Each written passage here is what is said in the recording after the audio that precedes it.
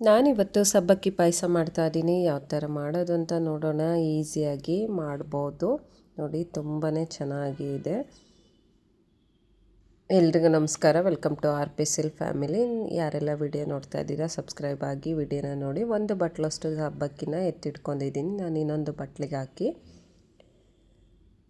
ಇದನ್ನು ನೀರು ಹಾಕಿ ನೆನೆಸಿಡ್ತಾ ಇದ್ದೀನಿ. ಒಂದು 10 ನಿಮಿಷ ನೆನೆಸಿದ್ರೆ ಸಾಕು, ಬೇಗನೆ ನೆನೆಯುತ್ತೆ ಸಬ್ಬಕ್ಕಿ.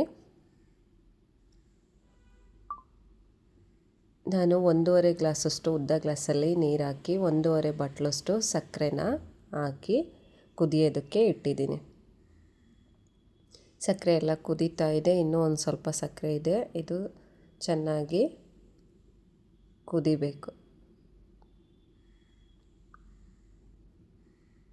ಇನ್ನೊಂದು ಸ್ವಲ್ಪ ಇದೆ. ಇನ್ನೊಂದು ಕಡೆ ನಾನು 1-2 ಟೇಬಲ್ ಸ್ಪೂನಷ್ಟು ತುಪ್ಪನ ಹಾಕಿ ಗೋಡಂಬಿ ದ್ರಾಕ್ಷಿನ ಫ್ರೈ ಮಾಡ್ಕೊತಾ ಇದ್ದೀನಿ. ಸಕ್ಕರೆ ಕರಗೋ ಅಷ್ಟೊತ್ತಿಗೆ ಒಂದು 10-15ರಿಂದ ದ್ರಾಕ್ಷಿ, ಒಂದು 8ರಿಂದ 10 ಗೋಡಂಬಿನ ಹಾಕಿ ಫ್ರೈ ಮಾಡ್ಕೊತಾ ಇದ್ದೀನಿ. ಫ್ರೈ ಆಗಿದೆ. ಇದನ್ನು ನಾನು ಒಂದು ಬಟ್ಲಿಗೆ ಹಾಕಿ ಎತ್ತಿಟ್ಕೊತಾ ಇದ್ದೀನಿ. ಸಕ್ಕರೆ ಎಲ್ಲ ಕರಗಿದೆ. ಸಕ್ಕರೆ ಕರಗಿ ಆದಮೇಲೆ ಸಬ್ಬಕ್ಕಿನ ಹಿಂಡ್ಬಿಟ್ಟು ಹಾಕ್ತಾಯಿದ್ದೀನಿ. ಅಂದರೆ ನೀರು ಬಸಿಬಿಟ್ಟು ಹಾಕಬೇಕು.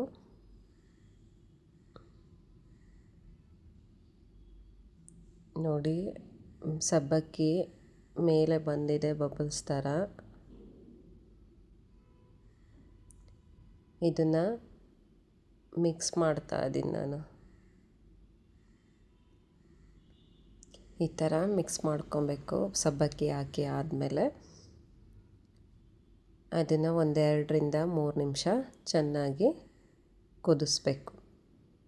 ನೋಡಿ, ಸಬ್ಬಕ್ಕಿ ಎಲ್ಲ ಮೇಲೆ ಬಬಲ್ಸ್ ಥರ ಮೇಲೆ ಬಂದಿದೆ. ಇದಕ್ಕೆ 1 ಗ್ಲಾಸಷ್ಟು ಮೀಡಿಯಮ್ ಗ್ಲಾಸಲ್ಲಿ ಹಾಲನ್ನ ಹಾಕ್ತಾಯಿದ್ದೀನಿ. ತುಂಬ ದೊಡ್ಡದಲ್ಲ, ತುಂಬ ಚಿಕ್ಕದಲ್ಲ, ಮೀಡಿಯಮ್ ಗ್ಲಾಸಲ್ಲೇ ಹಾಕಿದ್ದೀನಿ 1 ಗ್ಲಾಸಷ್ಟು ಹಾಲನ್ನ. ಮಾಡುವಂಥವ್ರು ಕ್ವಾಂಟಿಟಿನ ನೋಡಿಕೊಂಡು ಮಾಡಿ. ನಾನಿಲ್ಲಿ ಒಂದು 3ರಿಂದ 4 ಜನಕ್ಕೆ ಮಾಡ್ತಾಯಿದ್ದೀನಿ.